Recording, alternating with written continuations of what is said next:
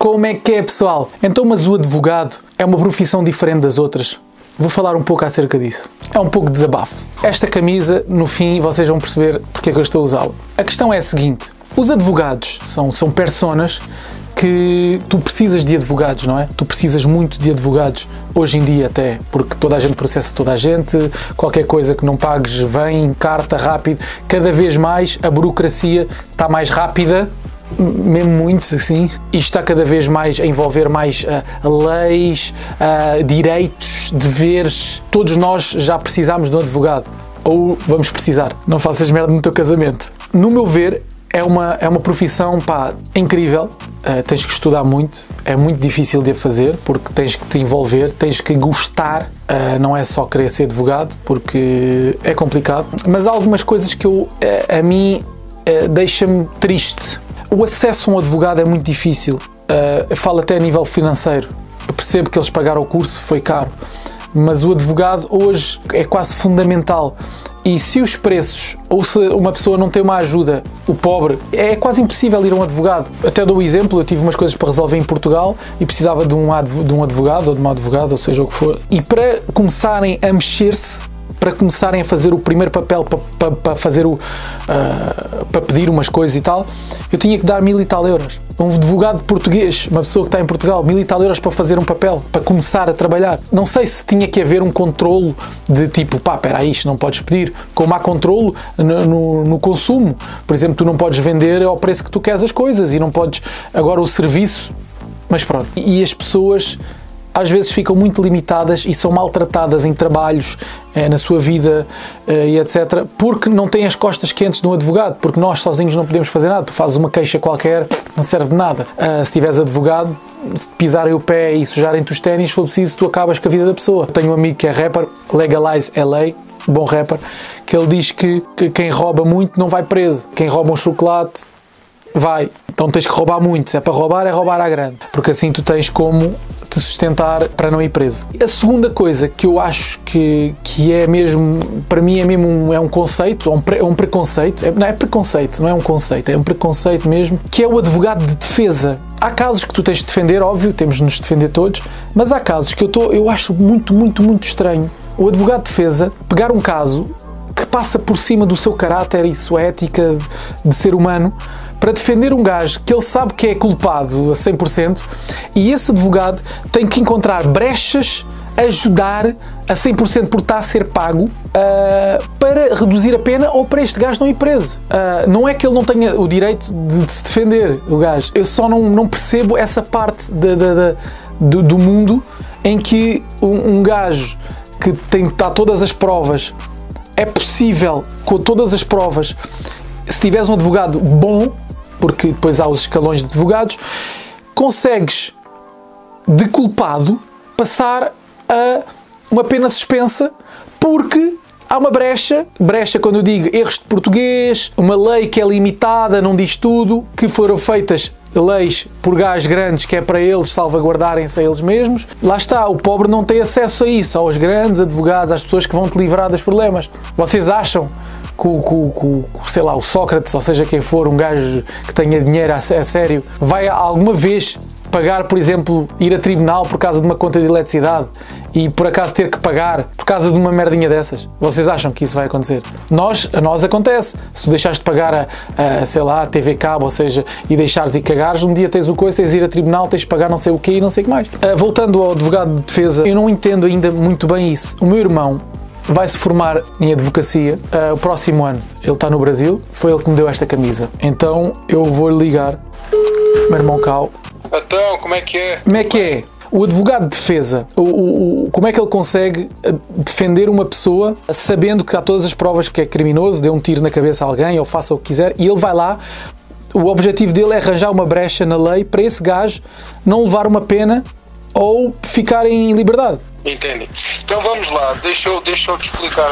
Antes de mais, eu tenho que dizer que eu ainda sou estudante, né? Aqui no Brasil são 5 anos de curso, ou seja, 10 semestres. Eu estou indo a caminho do 10º semestre, e onde existe uma prova com 2 fases, onde a primeira fase são 80 questões objetivas e se tu atingires 50% dessa prova, tu passas para uma segunda prova, que é uma análise de um crime na minha área, na área penal, e tu tens que escrever uma peça de defesa. Isso aí que tu estás a falar, nós temos que ser o advogado de defesa da pessoa, né, que a gente chama de autor do crime. Vamos lá. É assim, tu quando entras no mundo do direito, o advogado aqui no Brasil, eu falo aqui no Brasil, antes de ele respeitar a disciplina ou a matéria que ele vai atuar, pode ser na área de tributos, na área de direitos trabalhistas, pode ser na área criminal, na área civil, área eleitoral.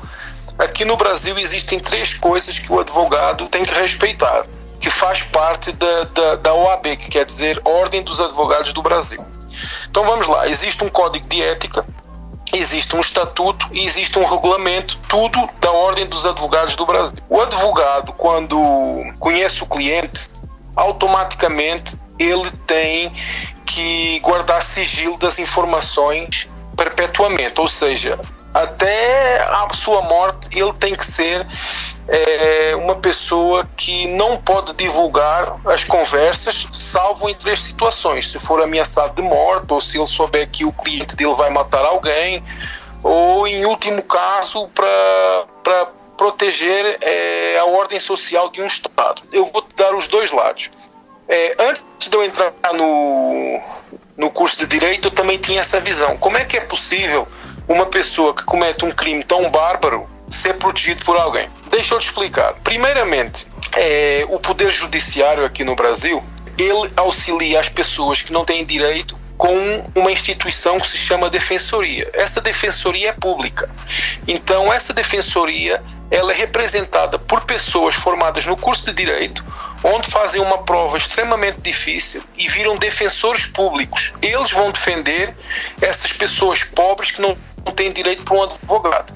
Então aqui no Brasil não existe, pode acontecer que sai na mídia, tu vês aí notícias, mas não existe um processo sem que o réu, né, no caso o cara que cometeu o crime, siga um processo sem advogado. Eu estou falando na esfera criminal, porque existem outras esferas que tu não precisas de advogado para atuar em certos processos. Uhum. Então vamos lá. O gajo, assim de maneira simples, porque se eu for falar aqui tecnicamente, as pessoas... Sim, tem que ser simples. O meu público é simples. Então simples. Joãozinho chegou lá e matou um gajo.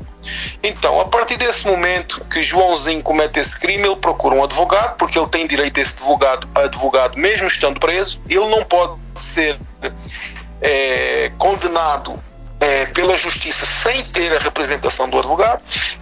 Ele encontra-se com o advogado, conta o crime, né? Se ele omitir fatos lá na frente, se o advogado não fizer uma boa defesa, é problema da pessoa que cometeu o crime. Então o que é que acontece? O advogado, ao saber disso, ele aceita ou não. A partir do momento que ele aceita pegar o caso, ele vai ter que respeitar o sigilo e vai ter que dar a melhor defesa técnica possível. Um advogado não pode dizer que vai ganhar o caso, que vai soltar alguém, porque ele não sabe o que vai acontecer. A decisão é o convencimento do juiz. Aqui no Brasil a gente tem o princípio, que é o princípio do justo convencimento do juiz. Tem que convencer um juiz se ele é culpado ou não. E aqui o nosso sistema penal, ele defende a prisão em último lugar. Ou seja, a pessoa tem que ficar livre até o fim do processo. Salvo algumas ocasiões, né? Se o cara for um cara perigoso para a sociedade, tentar fugir, essas coisas, ele... né, pode estar preso preventivamente e tal. Yeah. Então, esse advogado, ele, ao saber do crime, muitas das vezes, ele próprio sabe que não vai conseguir libertar, mas ele pode reduzir a pena, ele pode mudar o regime. A gente não pode dizer assim, ele matou, tem que ser preso. Não, porque todo o processo, se não tiver provas, se não tiver o convencimento do juiz, o juiz não pode, como a gente chama aqui, de ofício. O que é de ofício? Por livre e espontânea vontade, partir do juiz e dizer, não, eu vou prender ele porque eu quero. Quem tem que provar que ele cometeu o crime é a vítima. Mas o advogado nunca se incrimina a tentar a desincriminar o outro. Digamos assim, se o advogado agir de má fé com o intuito de perturbar o processo, forjando provas e isso, aí sim, o advogado vai responder pelos seus atos, simultaneamente ou conjuntamente com o réu. Mas se ele agir dentro da lei, respeitando todo o processo que aqui a gente chama o devido processo legal, que é o processo andar direitinho conforme anda a lei, o advogado não vai responder por nada, porque ele é imune aos seus atos na profissão, salvo se ele cometer algum crime onde a polícia, as autoridades têm a liberdade de ir lá no escritório, na sua residência, fazer averiguações. Mas o advogado, a partir do momento em que ele entra numa causa, ele tem que dar a melhor defesa técnica possível. Tu não podes também pensar assim o seguinte: o gajo matou, ele tem um advogado, se fosse. Agora eu faço a seguinte questão: e se fosse contigo, ou se fosse com algum familiar teu, ou se fosse com algum conhecido teu, tu não querias que essa pessoa fosse bem representada?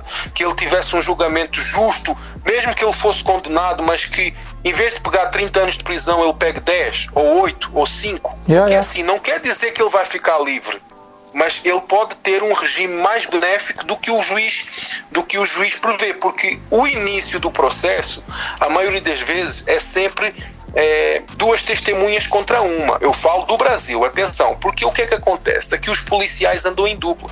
Então, a partir do momento em que um policial prende uma pessoa, quando leva a delegacia para o inquérito policial, que ainda é uma fase administrativa, ainda não é, como a gente chama, o processo mesmo, a ação penal em que a pessoa é denunciada porque vai responder um crime, tu vais dar a tua palavra e 2 policiais vão dar a dele, só aí tu já estás a perder. Então é assim, eu entendo a tua indignação, dizer o gajo vai contra as leis da vida, vai contra a moral, contra a ética, mas se o advogado se forma e vai atuar nessa área criminal, se ele não fizer isso, ele não vai ter trabalho. Por mais que ele seja o gajo mais escroto, por exemplo, um estuprador, uma coisa assim, por mais que ele seja isso e seja contra a nossa moral, contra a nossa religião, essa pessoa tem pelo menos o mínimo direito de ser representado.